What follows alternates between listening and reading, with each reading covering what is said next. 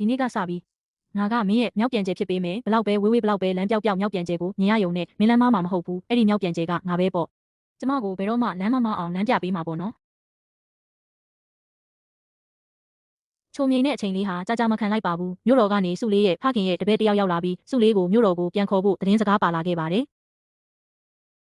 ကျမမြို့တော်ကိုမပြန်ချင်ဘူးအဲ့ဒီမှာရှင်မရှိပဲကျမဘာသွားလို့ရမှာလဲကျမရှင်နဲ့ပဲတူတူနေချင်တယ်မငိုပါနဲ့မင်းဖေကိုငါကိုယ်တိုင်စာရေးပြီးရှင်းပြမယ်မင်းကိုငါကိုယ်တိုင်စောင့်ရှောက်မယ်နယ်စပ်ကိစ္စတွေငြိမ်သက်သွားတဲ့အခါငါကိုယ်တိုင်ဧကရစ်မင်းမျက်စီမှာခွင့်တောင်းပြီးမင်းကိုငါရဲ့တရားဝင်ဇနီးအဖြစ်တိတ်ခါရှိရှိနဲ့လက်ထပ်ယူမယ်လို့ကတိပြုလိုက်ပါတယ်တကယ်လားဟင်ရှင်ကျမကိုတကယ်လက်ထပ်မှာပေါ့နော်တကယ်ပေါ့နောက်လ16ရက်နေ့ကမင်္ဂလာရက်မြတ်ပဲညနေနေပြီးစောစောနာတော့လေမင်္ဂလာဝတ်စုံကိုဒီအတိုင်းပန်းထိုးတယ်တွေကိုပဲအပ်လိုက်ပါတော့မဖြစ်ဘူးစစ်သူကြီး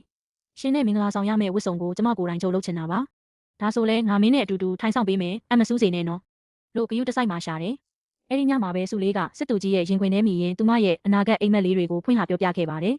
မင်္ဂလာပွဲရဲ့နီးကပ်လာချိန်မှာတော့စုလေးရဲ့ဖခင်ဖြစ်သူစုဝင်ကြီးကတမီးဖြစ်သူဝေးလံတဲ့နေဆက်မှာတယောက်တည်းအထီးမကျန်ရအောင်မြို့တော်ကနေစုလေးရဲ့တစ္ဆာရှိအတုံးတော်ခံအိမ်ဖော်မလေးကိုမင်္ဂလာလက်ဆောင်ပစ္စည်းများစွာနဲ့အတူဆေးလွတ်လိုက်ပါတယ်။နေရောက်လာတာတကယ်ကောင်းတာပဲ။ငါအယမ်းဝမ်းသာတာပဲ။အိမ်ဖော်မလေးကစုလေးရဲ့ပျော်ရွှင်နေတဲ့မျက်နှာလေးကိုကြည့်ပြီး